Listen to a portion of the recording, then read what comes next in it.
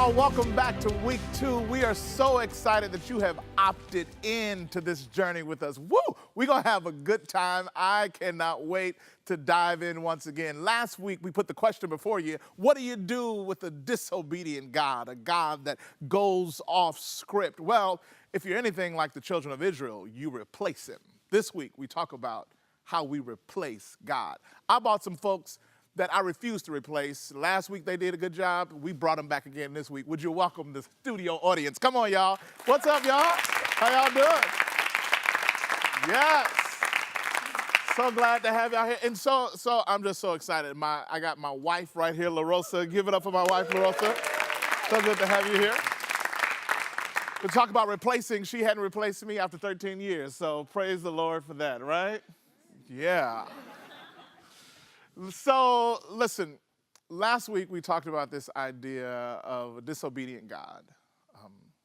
The children of Israel were waiting, looking up in that mountain, waiting on Moses. Moses and God, where are you? And then they do something. Exodus 32 captures the story where they look at Aaron and they say, Aaron, we don't know what's happened to Moses and this God, so build us a calf. Build us a God. Build us something that we could worship now. Build us a God that we can push around. So Moses says, Aaron says, give me your gold. So the text, it says that they reached for their gold and gave it to Aaron so that he could carve out the golden calf. I find it very interesting. It says that they reached for gold. They were longing for God, but they reached for gold.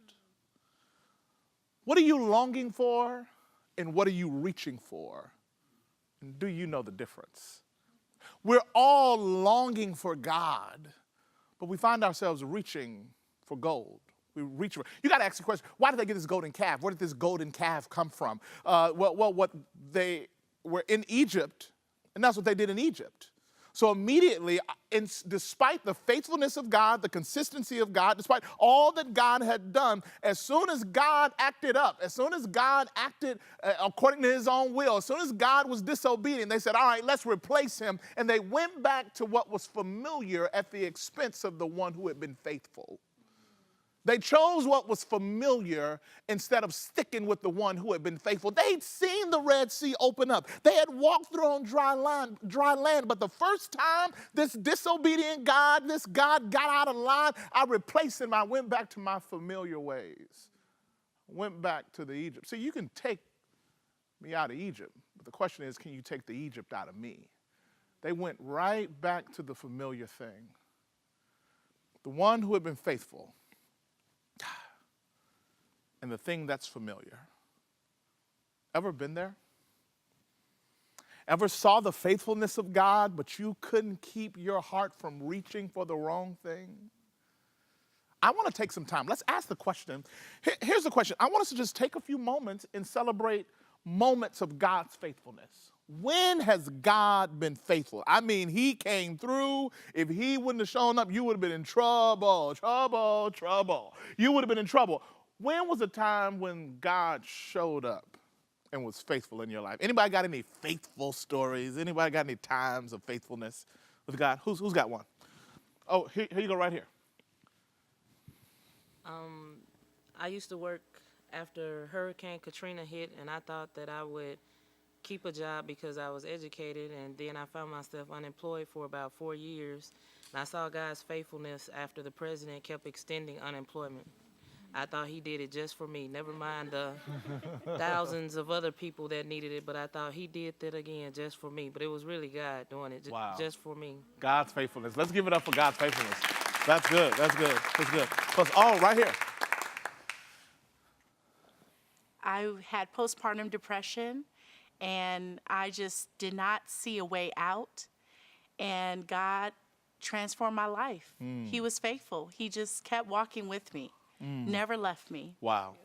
The faithfulness of God. Y'all give it up for that. I love that. I love that. Oh, yes, Jamie.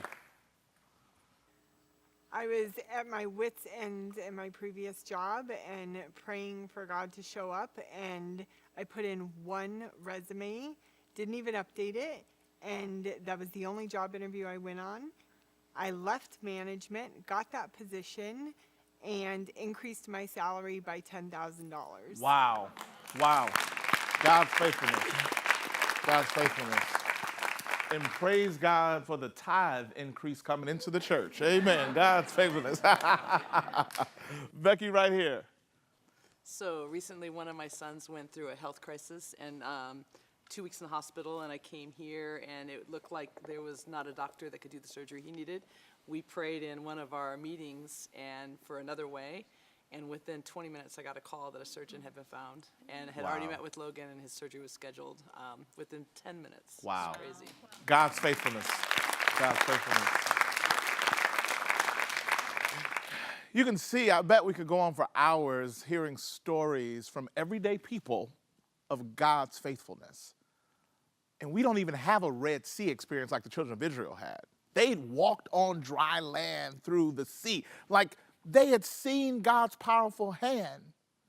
But in the moment of God's waywardness, when God got off script, it's amazing how quickly they grabbed the familiar instead of the one who had been faithful.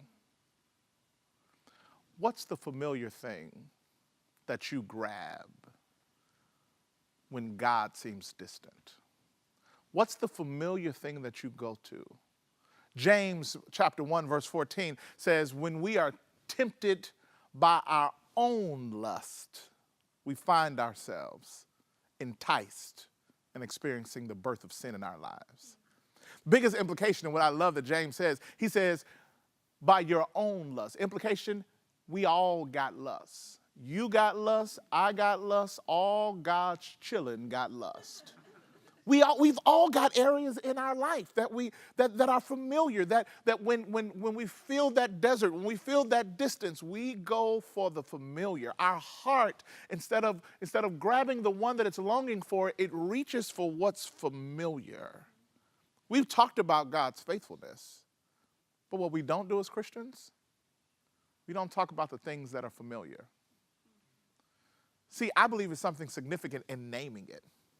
I believe it's something significant not only in you naming it, but your community knowing what the familiar thing is. Because who's going to keep you from the familiar thing? So we talked about his faithfulness. I think it's time. It's week 2. Let's go a little deeper, y'all. Let's talk about the things that show up that are familiar in our life. What's your default thing? What's the thing you go to? What are you longing for and what are you reaching for? We reach for pornography, but you're longing for intimacy and connection that can only come from God. But in the moment when that seems too far, you reach for the cheap counterfeit when you really could have the great original. That was good. That was good. That was good. I thought that was good. You ought to rewind that, play that again. That was just, you reach for security, but what you're longing for is a safety that can only be found in God. So you're working more hours, trying to do more and trying to get more in the job and all that, but that's never giving you a security. Have you ever noticed that it's never enough? Because you always want just a little bit more? You hadn't noticed that? You're longing for something that can only be satisfied in God. You keep reaching for another relationship. You're thinking, because you're thinking this relationship is what's going to save me. But what you're longing for is the ultimate lover of your soul, that relationship that will quench the thirsting of your soul. And that is the love of your Father. Love of a woman and love of a man will never be able to complete you. Contrary to the popular Oscar-winning movie, you don't complete me. I am completed in him and in him alone. In Christ I am complete. That don't stop you from reaching for another relationship, reaching for another experience. What are you longing for? What are you reaching for? And what's that familiar thing that you always go to? I think Satan hates it. I think Satan hates it when we can identify the familiar thing and we put a code red around it and circle it and say, hey, watch out. Like it may be barbecue chips. It's like, hey, barbecue chips, soon as I get a bag and I can't just eat one. I can eat 10,000. I can put 10,000 a flight. Like, you know what I mean? Like, what would it mean for us as a community to just name some of it. It's not even about other people knowing what it is. It's about you letting the devil know, I'm not afraid of it. It's not something I'm carrying in secret or in shame. I am outing myself. Saying, be careful, watch me. Because this is what I'll go to. I'll go to overeating, or I'll go to pornography, or I'll go to lusting, or I'll go to insecurity and depression, and I'll just go inside. I'll just stop talking. What is the, if Satan was going to get you, what's the carrot that he puts in front of you to bait you outside of God's presence? That was good too, wasn't it? Yeah, mark that down. I hope y'all writing this down. Tweet that hashtag, that was good. But I think James says we all got it. I feel like it's important for us to name it. I know some of us are saying, well, I got 17. Maybe not all 17 tonight. We just got getting to know each other. It's just week 2. But I love it if we just share one. What's one thing that's familiar? We're going to pass it around. Let's go around. Who wants to go first? What's a brave soul? This is week 2. We're getting deeper. All right, here we go right here. Okay, so this is for all the religious people. I long for my good Father and his love and to experience his love. But sometimes I reach for legalistic behavior, things that I can do. I think I can do this. I can do this, and it'll be okay. Oh, that was good. That was good. That's good. That's good. I like that. All right, who else? Who else got something? Yes, right here. Sometimes I reach for my own words or my own way of fixing things instead of going off of what the word says and speaking the word in my situation and just trying to fix it first and then come back to God and say, here's the rest. Can you just work on this part over here? So you take a stab at it yourself first and then say, God, if you could just finish the rest of the puzzle. Yeah. I think a lot of us can identify with that. Charlene, right here. So there are times when I'm in an uncomfortable situation, like maybe job loss or transitioning between like where I'm going to stay. And I feel like the thing that I reach for is a relationship because it's so comfortable in what I'm used to. And I just know it, so it's familiar, as opposed to like wanting to pray more, seeking God and being uncomfortable but waiting in that space. Yeah, that's so true. That familiar thing, that's why it's what's familiar. That golden calf, that just wasn't a new idea. It's what Satan had been using against you. And contrary to popular belief, just because it was sin doesn't mean it felt bad. Some of those bad things in Egypt we used to do, child, that felt good. Especially in these moments of drought, and I don't know where God is, you just start remembering the good old days in Egypt. Now, they were slaves, working, all day being beat, being killed, free labor, but the devil is so crafty, he'll have you say, remember the good old, at least Pharaoh fed us. He was also beating the mess out of you. Hey, but we was eating. You know, the devil will just have you so twisted. And he'll show you the good side of the familiar, but he won't show you the shadow of the familiar, the dark side of the familiar. That's so good. That's so good. Who else? Yes. When things take too long for God, I can turn towards overemphasizing the afterlife and promise there and giving up really on here and falling into hopelessness and despair about earthly situations. In heaven, it's just going to get better, but now I just got to live in hell. Yeah, and learning to cope in that state. When God has promised his kingdom can come now on earth as it is in heaven, that greater promise. But if you're right, we'll talk ourselves right out of that one and opt for the later promise as opposed to the promise that's right before us right now to have. That's so good. That's so good. Katie? I've seen in my own patterns that how stressed I am or how hard life is how poorly I eat. And like I'll run to food or I'll run to whatever will make me feel better physically quickly. And I used to think that because I was a Christian, my family patterns didn't affect me. Like my family history of addiction didn't affect me because I love Jesus. But now I'm realizing that that's not how that works. And so I think I've seen that my familiar is like I just want to make myself physically feel better if emotionally I don't. And I'll tend to run to those things. Run the food, run the barbecue potato chips. I literally love barbecue potato chips. I know we have that same struggle. Yeah. Because I had a bag, and then I was like, well, I could share with Katie, because, usually I could, like, no. I remember not liking you for like 2 weeks. Because you ate a lot of potato chips. I'm glad we've worked through that. We're working through it. Anybody else? What's familiar, y'all? What's a familiar thing? Yes. It's for me, it's really I know when I'm running or trying to get away, it's overdosing in music. And I don't mean the latest Christian song or whatever, but I just... So you're not talking about Amazing Grace? No, I'm not talking about just ODing on music. You don't be twerking, do you? No, none of that. No. So you don't look like the twerking kind. I'm not. Okay, all right. Just taking all the music, using the music as an escape. Exactly. It's something that we often look for something that'll just numb us. So something that doesn't require any thought or engagement. I love Netflix. I love being able to watch movies. Some of us though don't need to spend 17 hours watching. Like, what are we numbing ourselves from? What are we checking out from? Cheryl. So I do everything fast and busy.